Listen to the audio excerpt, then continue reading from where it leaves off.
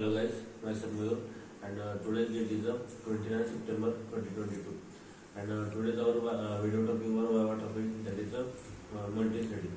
So friends, we all familiar about the core Java and core Java concepts, but there is a very interesting topic. There is a very interesting topic, that is multi-threading. So we all know that the execute the program and so on. So related to in the programming language, but there is a multi-threading is a concept. This is the actual workable work or interesting. So what is the multi-threading? First, we will discuss the multitasking and multiprocessing. So at the same time, we solve the coding problems, and at the same time we play the songs. So there are two different tasks, but at the same time I have executed. So there is a multitasking, and multiprocessing means our as a Spotify app. In a Spotify app we play some music, and at that case there is a one taskbar is running, and there is counting the minutes, and lyrics are up and down, and then so on in this app. So there is a one app. There is we play the some music. At that case, play the some different processes at the same time. That is a multiprocessing.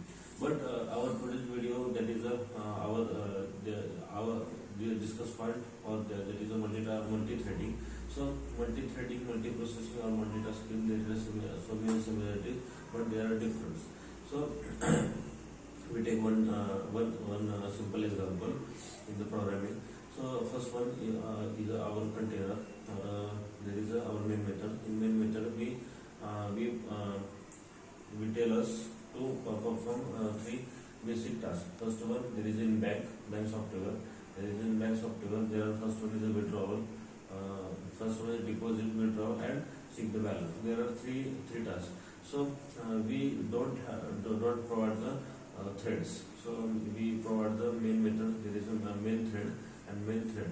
So at that case we call the withdrawal, deposit, and next call the withdrawal. But first we I call the withdrawal, then withdrawal executed, then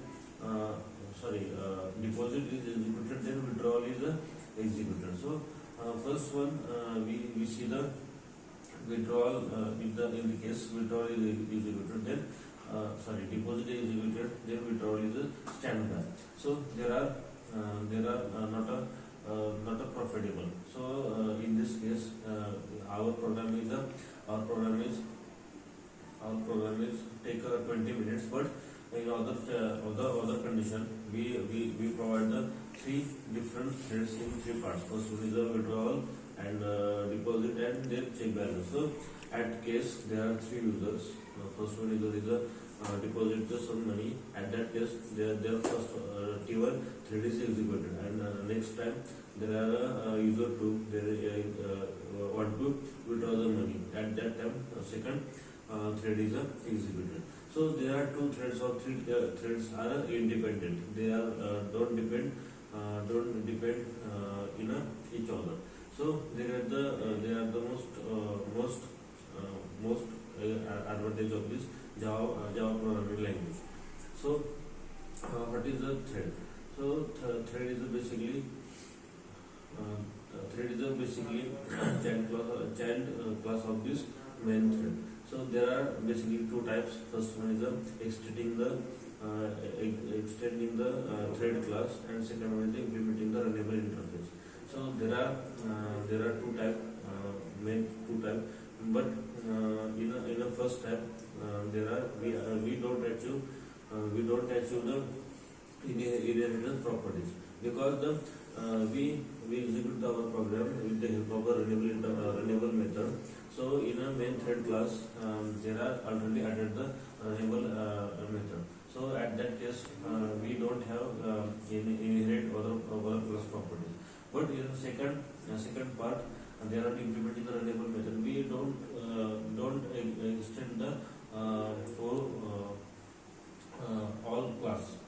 We extend we call the simply runnable interface method, runnable method. So at that case we extend the other class property and inheritors are achieved. So there are two types, and threads are generated, define the task, running the functions, and ending. There are four steps are defined. So today's video topic we discuss what is the thread, and there are